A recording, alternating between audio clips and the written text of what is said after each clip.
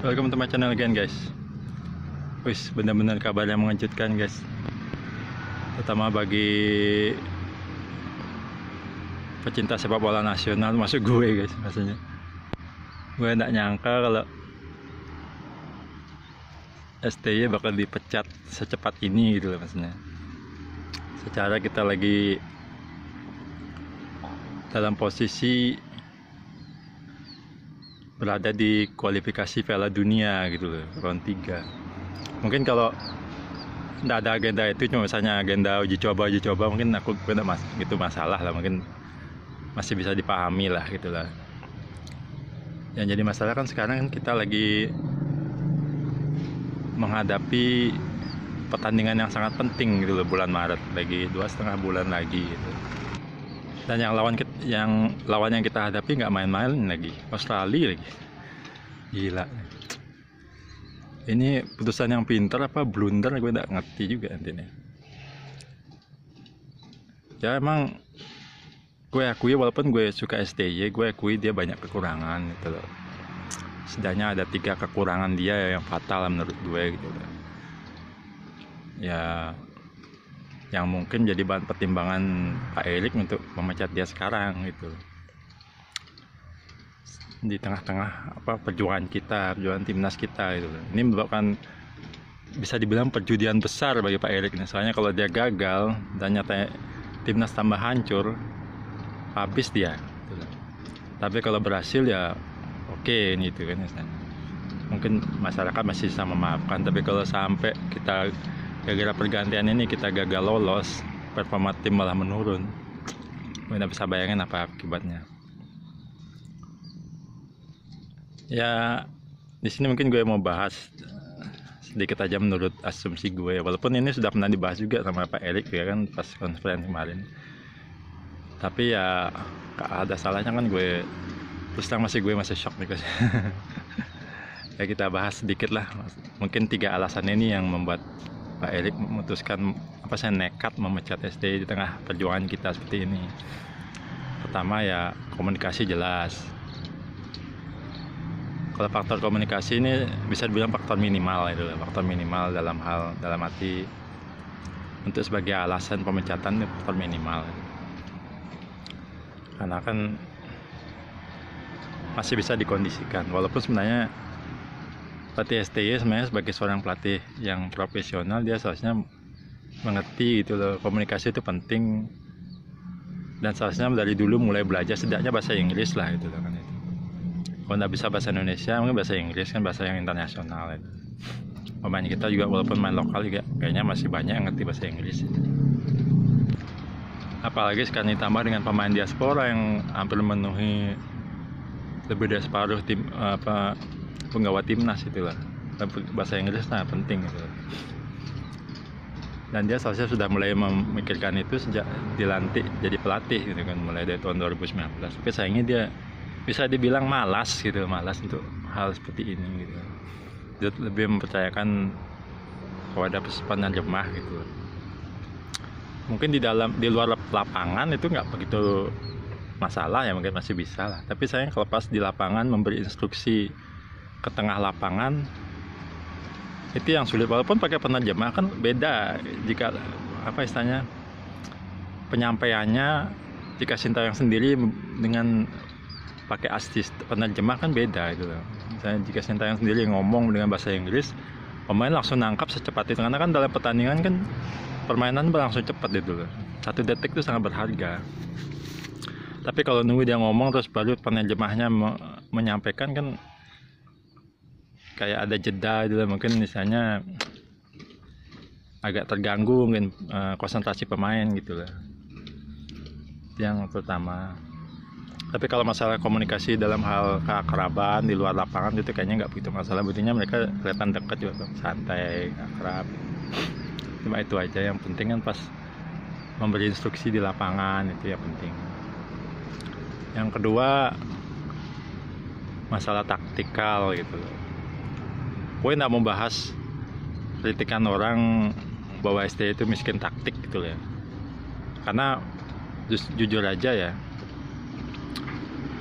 pelatih-pelatih top dunia juga banyak yang miskin taktik kok gitu. Karena taktik tuh sebenarnya kan bisa dibilang kayak matematika itu rumus gitu loh, ibaratnya rumus saja. Sekarang kan tinggal style orang gimana menyelesaikan rumus itu gitu. Jadi gue nggak mau bahas dibilang miskin taktik, itu gue nggak mau bahas. Karena jujur aja kayak pelatih-pelatih top dunia, contoh yang banyak prestasinya tuh, Carlo Ancelotti, itu kan Piala Liga Championnya ada berapa sama Madrid sama gitu kan. Tapi dia tetap dicap sebagai pelatih yang miskin taktik gitu. Jadi walaupun dia berjaya dengan Real Madrid, dari segi pengamatan taktikal itu dia tuh dianggap miskin taktik gitu. Dia berhasil di Real Madrid karena Real Madrid itu udah dipenuhi pemain bintang gitu loh. Sistemnya Real Madrid yang gitu.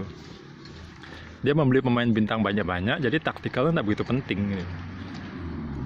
Yang penting pemainnya oke, kelasnya oke, ya udah pasti jalan gitu.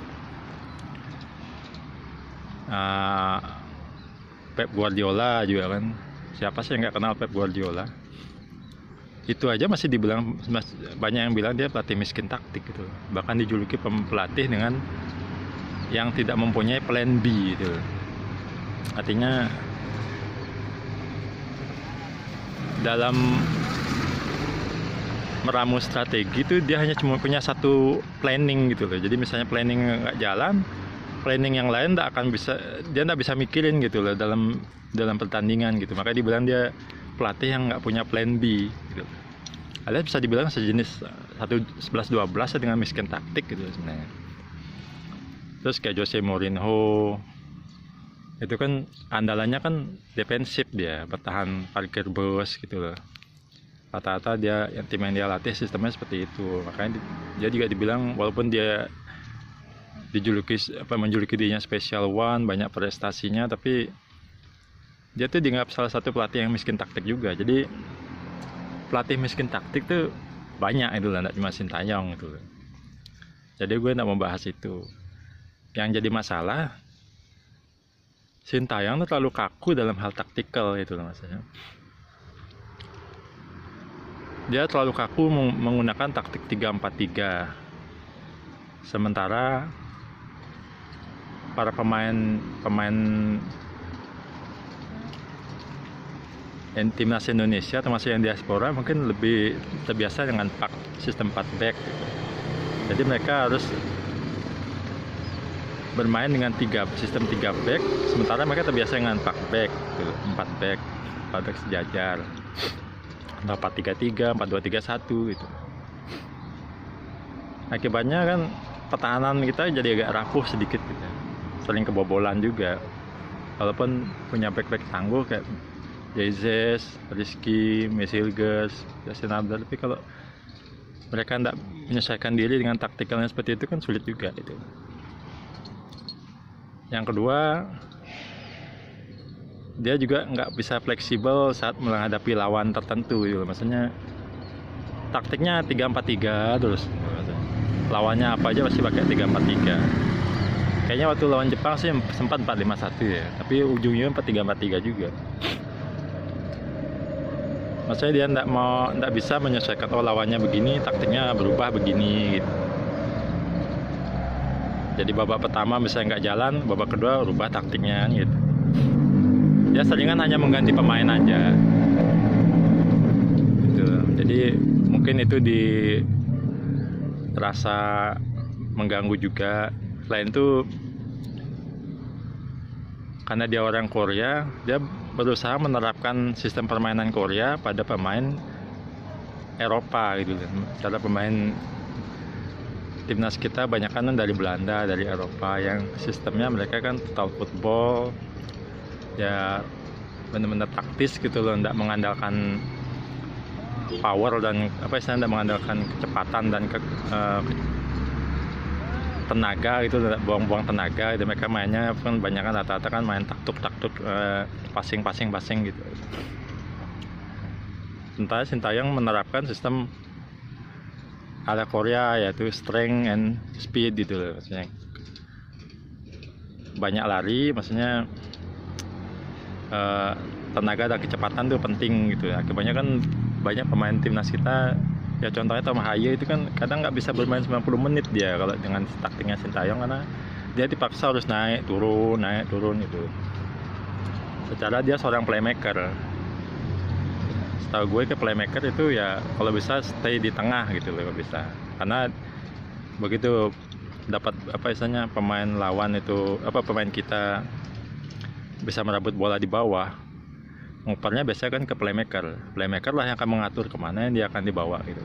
Nah, jadi playmaker rata-rata sih tidak begitu banyak turun biasanya ke playmaker, kecuali dalam hal taktik defensif total gitu. Makanya Tom Haye pun kayaknya kayak jadi pemain Indo jadinya, main Eropa jadi kayak main Indo, maksudnya dalam hal stamina tidak bisa 10-90 menit gitu. Padahal di klubnya dia biasa main 90 menit.